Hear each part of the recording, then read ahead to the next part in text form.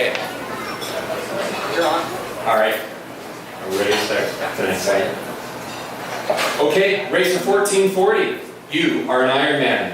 When you cross the finish line at the Ironman World Championships in Hawaii, classic announcer Mike Riley repeats this phrase over 2,000 times. Once for each athlete that completes the 3.8K swim, 180K bike, and 42K marathon.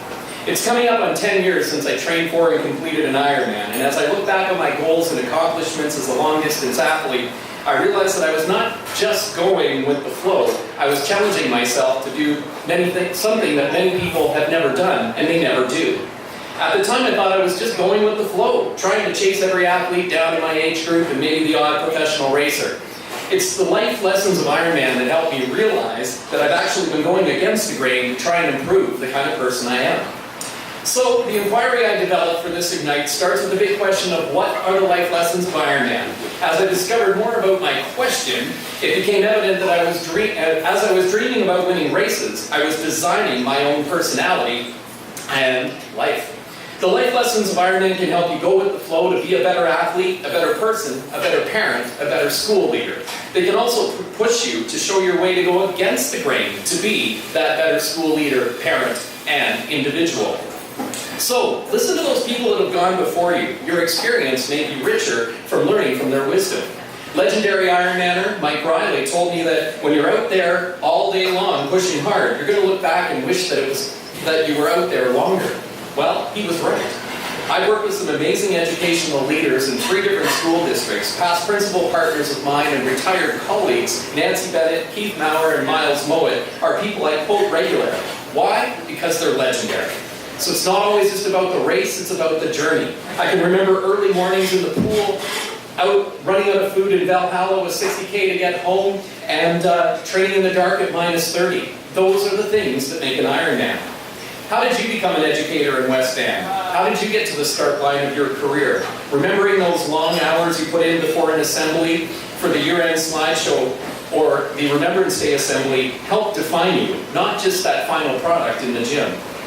When you hit this tough time, sometimes you just have to take it aid station by aid station and mile by mile. At Ironman Canada, I assumed we'd mark the race course in kilometers. So when I started the marathon in 2005, my understanding of the length of the mile was not intact. I still kind of wonder what that is. We've all had a tough day in the classroom, at the office, and sometimes we just have to take it block by block and day by day. We aren't always clear on how we're going to recover, but we just need to believe in our skills and our abilities. The finish line isn't given, it's earned. It's pretty safe to say from 2003 to 2009, I never missed a workout. My balance to school was swimming, biking, and running, and my balance to Ironman was school. But either way, I was determined to go further and faster. Whatever your finish line is, becoming a teacher, owning a business, getting to Kona, you're the one that's going to make it happen. Nobody's going to make me the superintendent of West Vancouver. I'm going to need a rigorous plan and a little more leadership capacity. Find your passion. You could be an NHL player. Growing up, I wondered, how could I excel at something if I never get the chance to do it? Well, I absolutely now know I want to be an NHL player, and I can't believe I stopped playing in high school. But it was because I wanted to do so many other things, including play basketball, ski, be a mechanic. In education, we hear a lot about following your passion, your spark. Well, it's true in sport and in your career. I've changed my role in school every 5 years, all in the pursuit of going against the grain. So even in individual pursuits, you need a support team. The legendary Alihi Drive, where I high-fived my mom, saw my dad cheering me on. Well, sure, I crossed the finish line on my own, but I didn't leave myself Gatorade and muffins on the Alaska Highway during a brick workout. So who's picking you up off the bike when you're caught in an epic hailstorm? Who's cooking you dinner so you can stay for an extra hour at school to make that perfect lesson? We can do our best only with our families, our friends, and our colleagues. Define your mission and your vision. I posted race goals on my screensaver on the fridge. I planned workouts to peak and taper. I had a vision of setting new personal bests and even getting a cool t-shirt on race day. Sometimes, just small goals are good.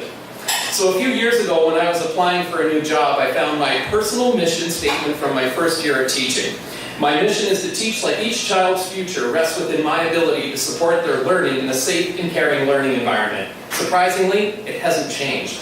So sometimes I wish I could just stop going against the grain. Why must I always do better than I did yesterday? Well, it's who I am. Racer 1440, you are an Ironman. And more importantly, I'm showing many more people how to learn the life lessons of Ironman, starting with my kids.